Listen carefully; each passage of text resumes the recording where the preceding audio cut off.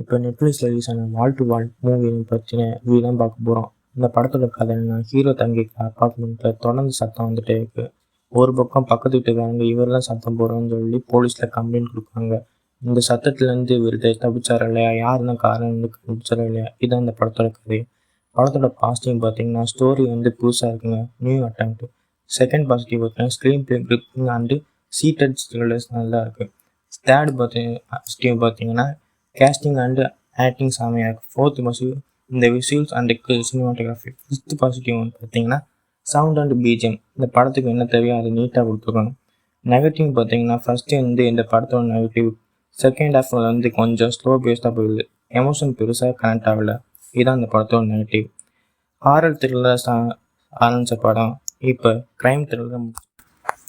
First horror thriller கொண்டு போய் psychological crime த்ரில்லராக முடிச்சிட்டாங்க. இந்த மூவி கொரியன் மூவிலே நியூ அட்டெம்ப்ட்னு சொல்லலாம். இப்போ இந்த மூவி தமிழ் டப்பிங்கில் நெட்ஃப்ளிக்ஸில் அவைலபிளாக இருக்குது. இந்த மூவிக்கு நம்மளோட ரேட்டிங் 5க்கு 3.75 கொடுக்கலாம். இந்த ரிவ்யூ பிடிச்சிருந்தா லைக் பண்ணுங்கள், சப்ஸ்கிரைப் பண்ணுங்கள், உங்கள் ஃப்ரெண்ட்ஸுக்கு ஷேர் பண்ணுங்கள். நெக்ஸ்ட் வீடியோவில் நம்ம பார்ப்போம். பாய்.